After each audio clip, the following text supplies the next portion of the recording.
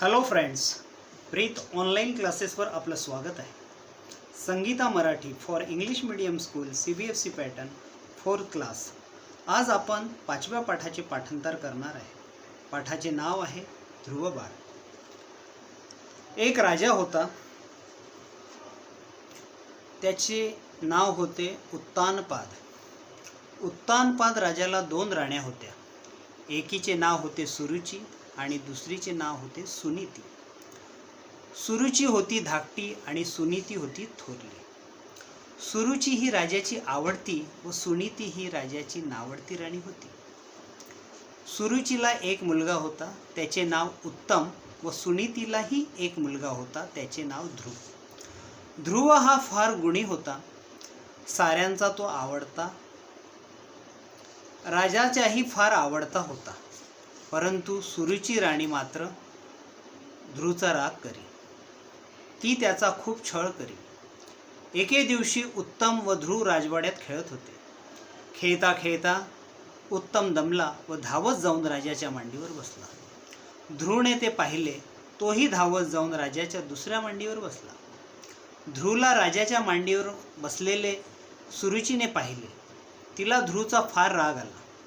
रागारागातच ती राजाजवळ आली व तिने राजाच्या मांडीवर बसलेल्या ध्रुवला मांडीवरून खाली ओढले व लाथ मारून दूर ढकलून दिले. राजा सुरुचीच्या धाकाने काहीच बोललेला नाही. ध्रुवला फार वाईट वाटले. रडत रडत तो आपल्या आईकडे गेला. आईने त्याला जवळ घेतले आणि त्याची समजूत घातली. ती म्हणाली, बाळ, रडू नकोस, बस, माझ्या मांडीवर बस. देव आपणास ठेवील तसे आपण राहावे. आईचे हे बोलणे ऐकून ध्रुव म्हणाला, आई, कोठे असतो ग देव तो?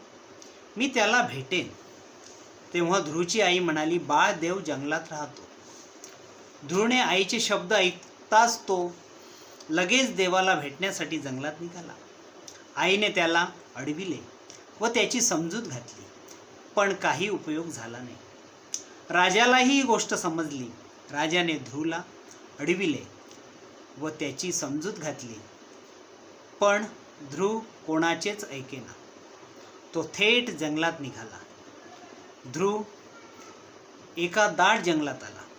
जंगलात साप होते, वाघ होते, सिंह होते, परंतु ध्रुवला कोणाचीच भीती वाटली नाही.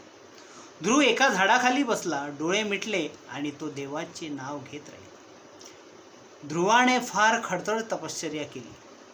त्याच्या तपश्चर्येमुळे देव प्रसन्न झाला. देवाने त्याला आशीर्वाद दिला की तू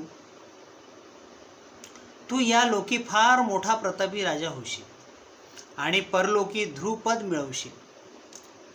सगळे नक्षत्रे तुला प्रदक्षिणा घालतील, असे सांगून देव गुप्त झाला. पुढे हाच ध्रुव बाळ मोठा राजा झाला. पुढे ध्रुवाने जेव्हा म्हातारा झाला तेव्हा देवाने त्याला अढळ असे ध्रुवपद दिले. अशा कहाणी संपली. अजून नवनवीन कहाणी ऐकण्यासाठी आमच्या चॅनलला लाईक व सबस्क्राईब करा.